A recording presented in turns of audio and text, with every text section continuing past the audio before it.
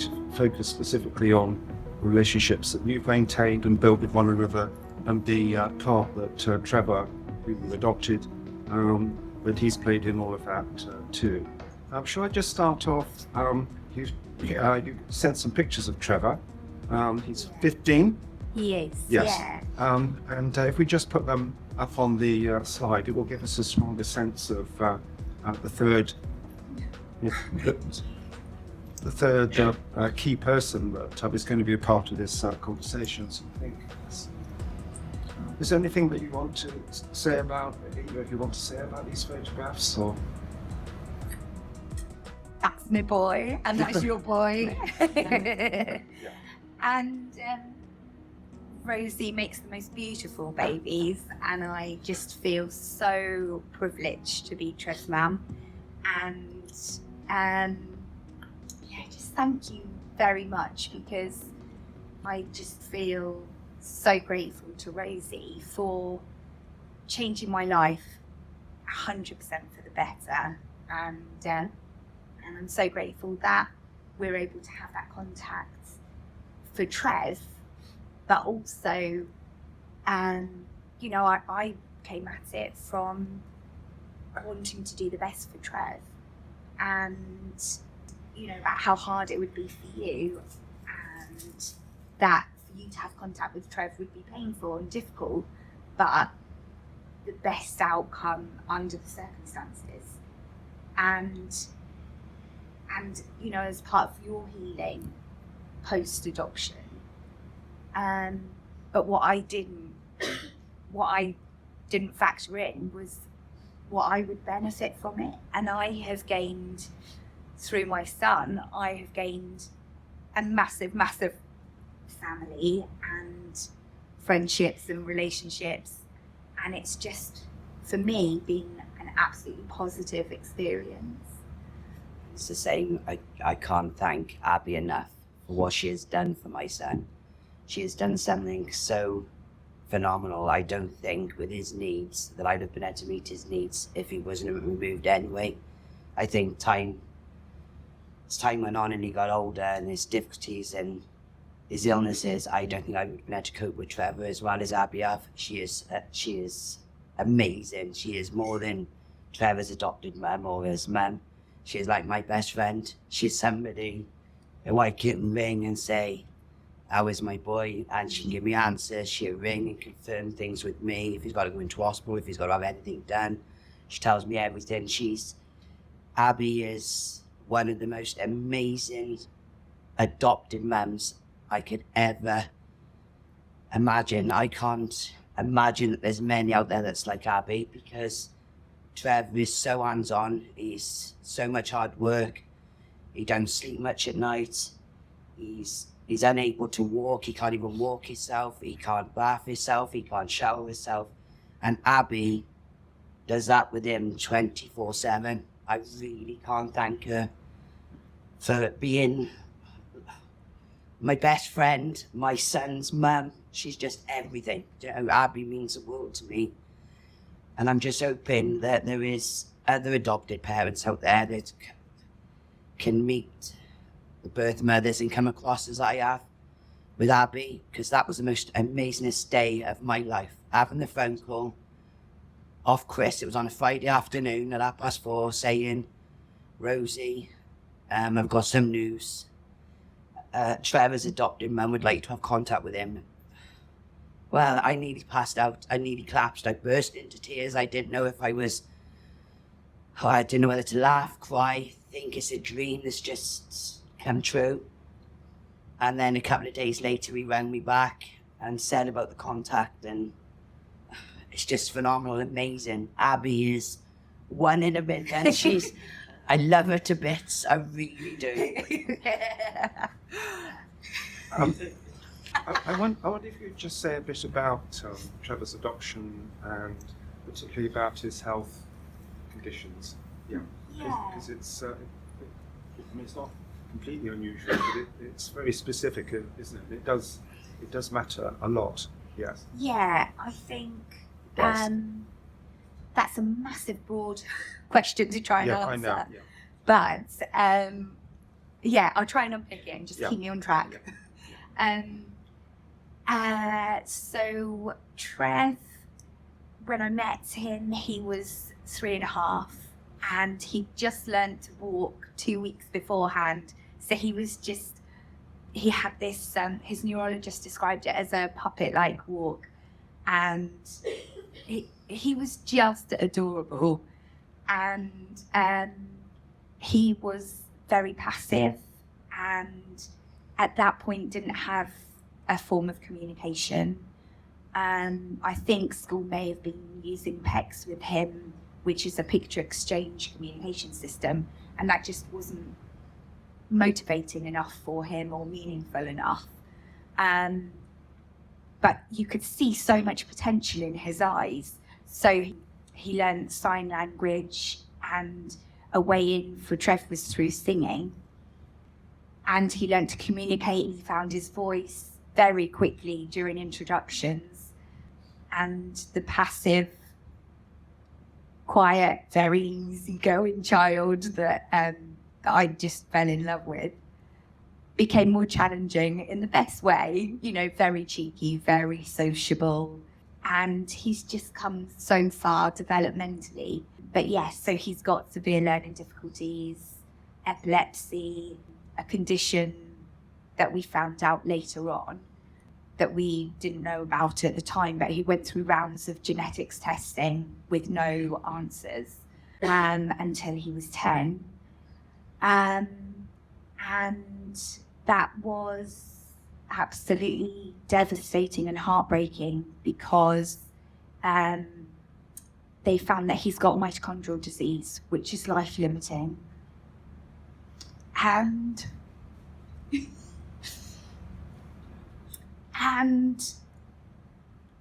when I was given the diagnosis, Trev was in the room with just me and a student nurse and the consultant told me to go away and enjoy the rest of the summer. We had 2 weeks left. Go away and enjoy the rest of the summer while he's still able to smile and show enjoyment of things.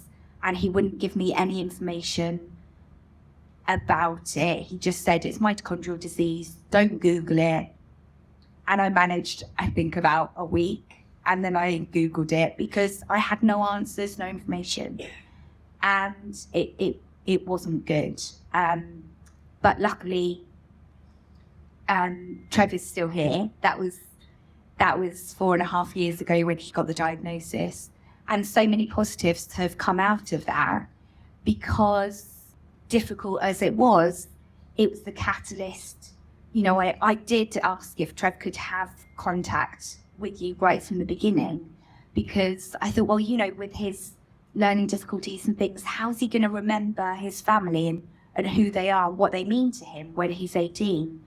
Little did I know, he doesn't forget a face, he doesn't forget anyone, he doesn't forget anything. He's got the most phenomenal memory.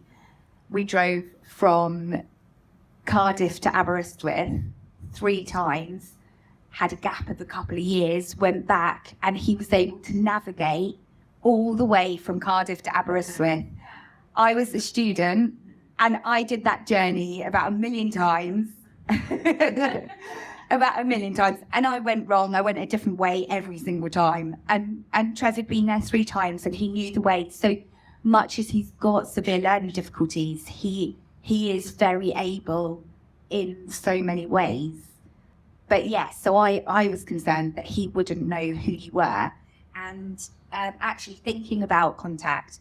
So you gave Trev his family bear, and it's got a photo on the front. How his t-shirt is still a little bit whitish, I have no idea.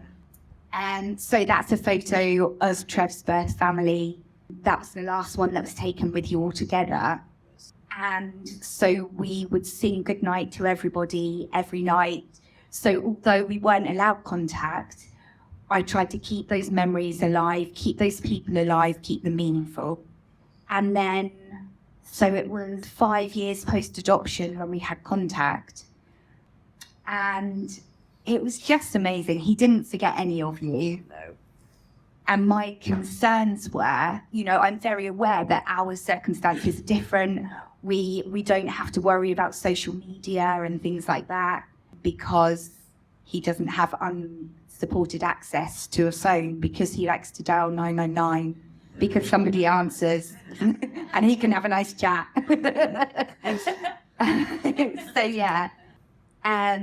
But yeah, so and while I'm holding up a little collection of teddies, this is Travelling Mito Bear, and there's a handful of these that one of the mums who lost her daughter to Mito, she set up a Facebook page and Instagram page, and they're travelling the world raising awareness of mitochondrial disease. And not in all cases is it life-limiting, but it can have a profound effect on people's lives, but especially among children. Many don't reach adulthood. So this is Mito Mike. So Mito for us has brought us together. There was a sense of urgency for us to have that contact, because not only was I concerned he might not recognise you at the age of 18, I was worried he wouldn't be here at 18. So yeah, I mean, it brought about a massive positive, because that was the trigger for contact and grounds to So was it, you said it was 5 years, he was 5 years old when you started to think about having contact? So he was 3.5 when I met him, 4.5 when I adopted him. Yeah. And so right from the beginning, I think it was my kind of expectation that he would continue to have contact, and just something that I wanted for him. Yeah. From a personal viewpoint, so I've got a twin sister, and when we were 3, my dad left. We had contact about a year later, and then once every 7 years, and the occasional Christmas card, and that inconsistency I found very difficult. The relationship between my parents wasn't amicable, and that made it very difficult to allow contact to happen and for both parents to be seen as positive role models in a child's eyes. And so I just grew up knowing the importance of contact, and that connection that's there with this person that you don't know. That connection is always there, and it's part of who you are. And so for me, especially when Trev had his diagnosis, I had to do everything that I could for him in his best interests. And for me, that meant having contact with you and the rest of his birth family again, and to give you that opportunity. Did you discuss any of that with the social worker or other people to try to get some support about what you were thinking of doing, or was it very much kind of what you sorted out for yourself? I think I approached the social worker and discussed it with them, and because of the circumstances, it was reviewed, and it was deemed appropriate at that time to have contact if it was something that you wanted. So, were you surprised, Rosie, when you got that first message? Surprised wasn't the word. I just really wasn't expecting it, because when he went for adoption, when I done my final contact, I was told that I wouldn't see Trev again until he was 18. So when I had that phone call, I can't put into words how I felt. I think if I won the lottery, I don't think I'd have been any happier. It was like a dream come true, and it was a big weight off my shoulders knowing that he's okay, because I knew when he went for adoption that he wasn't well. When he was with me, I was telling professionals from the age of 12 months, there's something wrong with my son. He can't keep solids down, he's bringing it back up. He's not crawling, and Trev's not my only child, I had 6 at the time. He weren't crawling, he weren't doing anything that he should be doing at this age before he went into care. And they just kept saying to me, he's a slow developer, keep giving him the baby's milk 1+ and things like that. But then when he went into care, within 3 months of him being in, they had a diagnosis for him of epilepsy. Now that should have been picked up when I was preaching to professionals. My health visitor social worker that I had at the time that there was something wrong with him. They kept telling me, no, nothing's wrong with him. So all the time that then when he went for adoption, until I had that phone call, I was thinking, is my son alive? Has anything happened to him? Is there any more issues with him? It was repeatedly on my mind 24/7. You know, I had another 3 children that went for adoption. 2 of them went together, 1 went on her own. I had another 2 then that stayed on long-term foster care. But my main concern, as nasty or as people might think it might be, was Trevor, because I knew he had illnesses before he went. You know, it was on my mind. I knew something was wrong with him. And my sister, she had cockles meningitis when she was 3 months old. You know, and I really knew that there was something wrong with him. I kept taking him back before the doctors. I kept telling my health visitor, and they kept saying, no, nothing's wrong with him, nothing's wrong with him, nothing's wrong with him. So he was the one that was on my mind, more or less, 24/7, thinking, am I going to, like when Chris phoned, and he said it's about Trev, to start with, I had a big lump in my throat because I didn't know if he was going to ring me telling me bad news or if he, you know. But when he said then about contact, I was overwhelmed. I can't put into words how it was. I was dancing. You know, it's honestly, God. And it was on a Friday, and I was getting ready to go out anyway at the bathroom, ready to go out. And I went out on that Friday, and I was more than a bit tipsy. It's just. And I mean, as your relationship developed, and Trevor being a part of that too, did you feel that, did you ask social workers or other people for support with kind of unanswered questions or things that you weren't so sure about, or? I think we had a lot of support in the beginning. So Chris, who's at the front here, I had a lot of support from Chris before, you know, before the adoption process, you know, from the very start of the adoption process. Yeah, so you supervised visits to begin with, and then we just felt like it was fine. We get on okay, the contact is going well, so we didn't feel that we needed that support, and any other questions, we knew we could come back. But we were quite happy to just get on with it ourselves, really. So there was a confidence built in your relationship. You got on well, to put it more simply.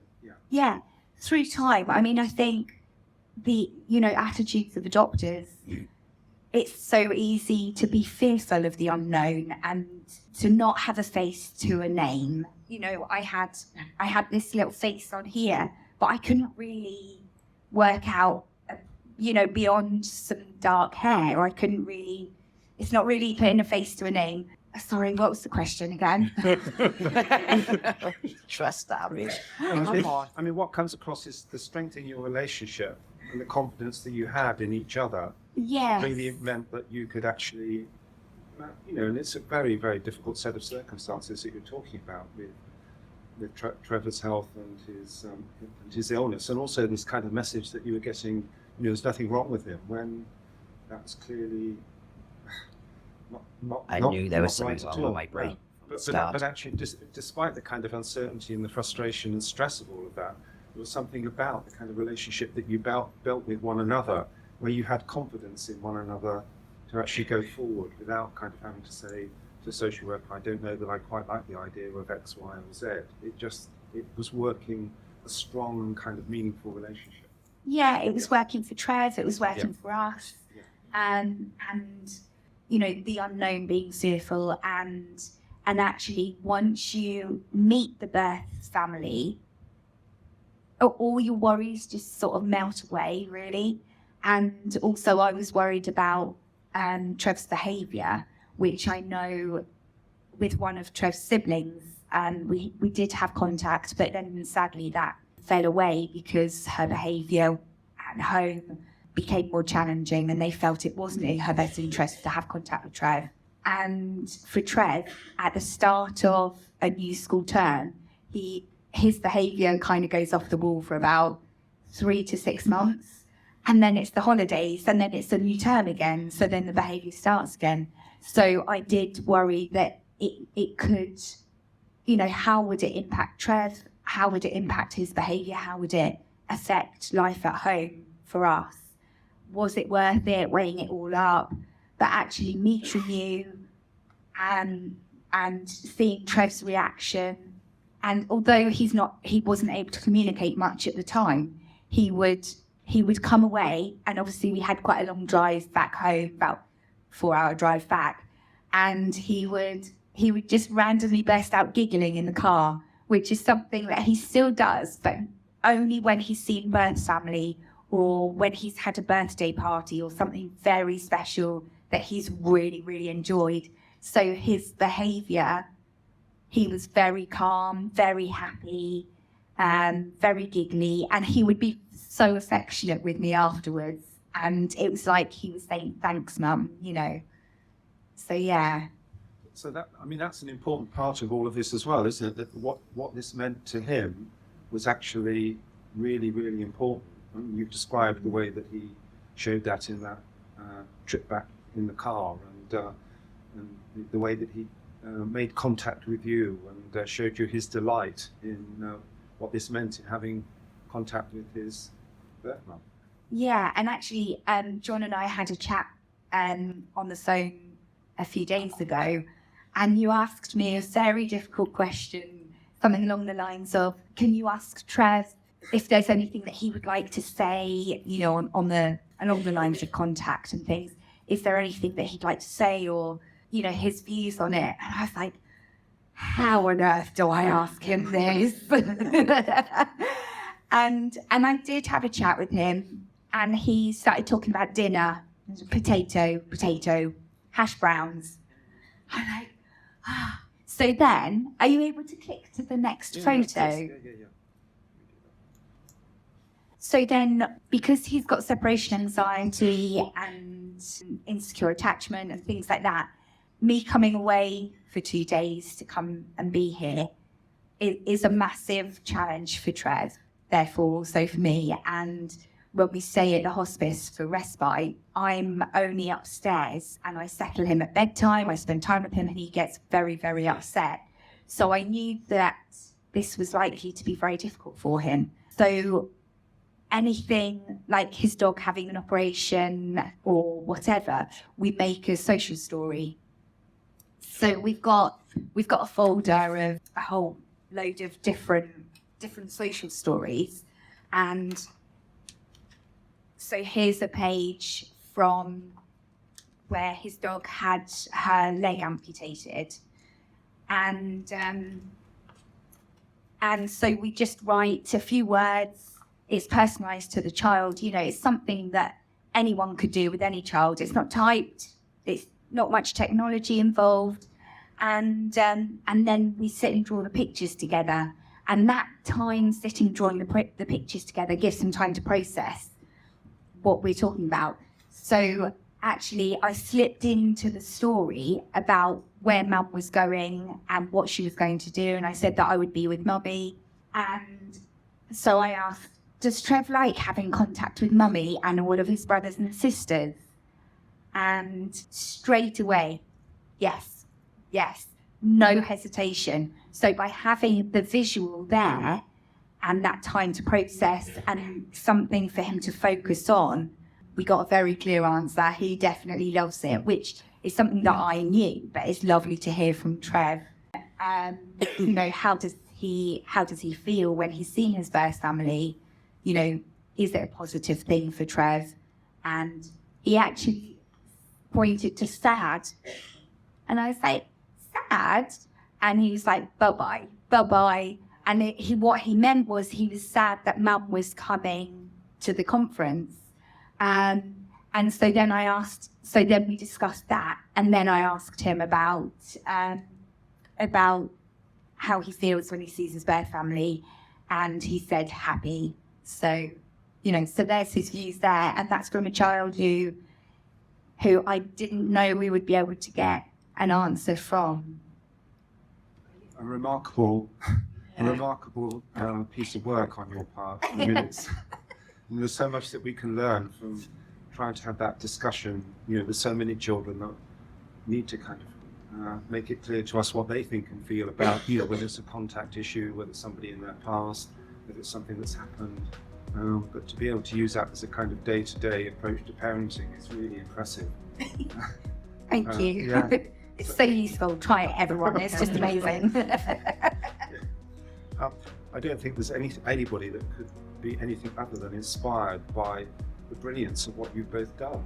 It's, it just is astonishing, and what an opportunity that you felt okay to come and talk to us all, and to share the detail of that, in a very kind of emotional, but in a very thought-provoking